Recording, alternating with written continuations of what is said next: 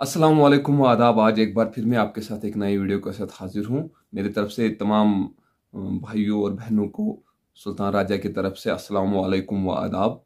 आज मेरे वीडियो बनाने का मकसद है, जैसे कि आप सभी हजरात जानते हैं कि आज के दौर में जहाँ की दुनिया आगे की तरफ जा रही है, लेकिन कहीं न कहीं शैतानियाँ, बदमाशियाँ और अबलीसी इस दुनिया में जो हमारे ख़ास तौर पर हमारे हिंदुस्तान में जो एक कोहराम सा मचा हुआ है कुछ पिछले दिनों से, एक नया सियासत का ट्रेंड चला हुआ है और बहुत पुराना ट्रेंड है हिंदुस्तान में। जी हाँ, मैं बात कर रहा हूँ हिंदू मुस्लिम की। जैसे कि एक मोहतरमा ने, एक औरत ने, जो बहुत ही नाजायज़ औरत जिसे कहा जाएगा और बेवकूफ़ औरत ने एक बयान दिया था प्रॉफिट मोहम्मद सल्लल्लाहु अलैहि वसल्लम के खिलाफ। एक गंदी अपने अल्फाजों का उन्होंने इस्तेमाल किया था, गंदे अल्फाजों का इस्तेमाल किया था, जिसमें पूरे दुनिया के लोगों ने उस बात की मज़म्मत की। और उसके साथ साथ हिंदुस्तान के रहने वाले कुछ अक्लमंद हिंदू भाइयों ने भी उस बात की मज़म्मत की, जो कि गलत बात थी। और किसी भी मज़हब के खिलाफ बोलना जो है वो कतन ना ही इंसानियत उस चीज़ का की इजाज़त देती है और ना ही कोई मज़हब उस चीज़ की इजाज़त देती है। लेकिन बड़ी बदकिस्मती की बात यह है कि पिछले कुछ सालों से बार बार इस हमें हिंदुस्तान में मुसलमानों पे अटैक किया जा रहा है।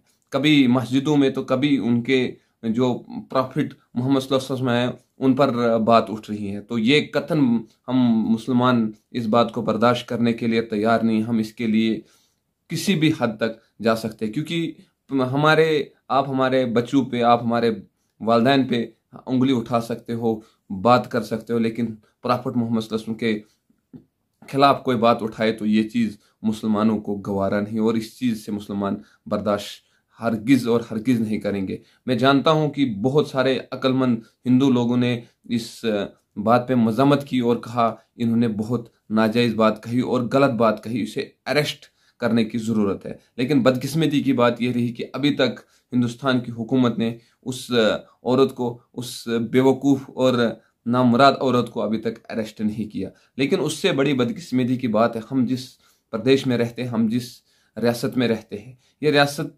भाईचारे के लिए मानी जाती थी। इस रियासत में हिंदू, मुस्लिम, सिख एक साथ रहने वाले लोग थे। लेकिन एक हमारे भाई जो जम्मू में रिपोर्टिंग करते हैं, आशीष कोहली, मैं कहता हूं कि मतलब उन्होंने उस एक ट्वीट पे कमेंट करते हुए कहा कि आई एम विद क्या नाम है उसका, अनुरूप शर्मा, और मैं आपके साथ हूँ। मैं उस भाई साहब से कहना चाहता हूँ, मेरे भाई आपकी तो कोई औकात ही नहीं थी कि सोशल मीडिया पे आने की। ये यहाँ के लोगों ने और यहाँ के इंसानों ने आपको, आपके पेज को फॉलो किया, आपको लाइकें दी, आपको आगे बढ़ाया और आप तब जाके एक जर्नलिस्ट बने।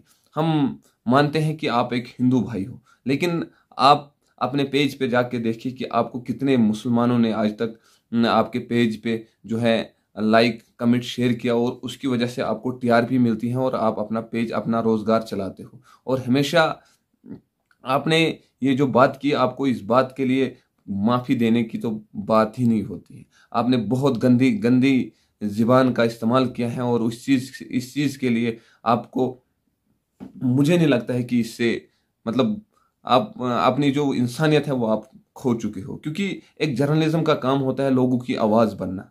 एक जर्नलिज्म का काम होता है लोगों को मुश्किलातों को सामने लाना। लेकिन आपने जो रूल निभाया, आपने जो रूल किया, उससे कहीं न कहीं आप, मेरे भाई आशीष भाई, मैं आपसे कह रहा हूँ कि हिंदुस्तान में और भी ऐसे हिंदू जर्नलिज्म है जिनको बहुत ज़्यादा पसंद करते हैं मुसलमान लोग। आप एक मिसाल लीजिए, इस वक्त अभिसार शर्मा, मुझे नहीं लगता है कि उन्हें उतने हिंदू लोग फॉलो करते होंगे जितने उन्हें मुसलमान करते। रवीश कुमार जी इतने फेमस हैं, उन्होंने तो कभी धर्म की बात पे तो बात नहीं की। उन्होंने हमेशा सच को सामने लाया और लोग उन्हें पसंद करते हैं, लोग उन्हें लाइक करते हैं।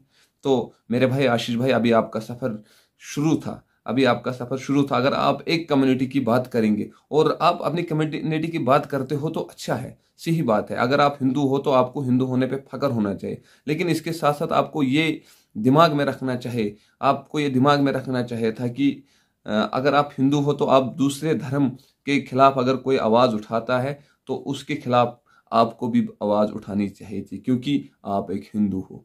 कोई भी इंसान, मुझे नहीं लगता कोई भी इंसान अगर किसी भी धर्म पे कोई ज्यादती होती हो या किसी भी धर्म के खिलाफ कोई बोला जाए तो कोई भी इंसान वो बर्दाश्त नहीं करेगा। हाँ, इस्लाम इस चीज से हमेशा बरी रहा। अगर किसी भी मजहब या किसी भी इंसानियत मिलत में किसी भी इंसान पे अगर जुल्म होता है या किसी भी इंसान के खिलाफ कोई बात कही जाएगी, इस्लाम उस चीज को पसंद नहीं करता है, इस्लाम इस चीज से दूर है। मैं आज वीडियो बनाने का मकसद यह था कि इस्लाम इस चीज से हरगिज, इन चीजों में हमेशा हमेशा इन चीजों से दूर रहा। हम कभी दूसरे मजहब के जो मजहब हैं उन पे उंगली उठाने की जरूरत कभी नहीं करेंगे और ना ही इस्लाम इस चीज की इजाजत देता है। तो मेरे भाई, जम्मू के जो हमारे जर्नलिज्म है, अपने आप को डोगरा जर्नलिज्म कहते हैं और इतनी गंदी बात कही, तो आप लोगों से गुजारिश है कि इसका जो पेज है उसको, हमें नहीं लगता है कि अब कोई भी मुसलमान उस पेज पे फॉलो करेगा या उस पेज पे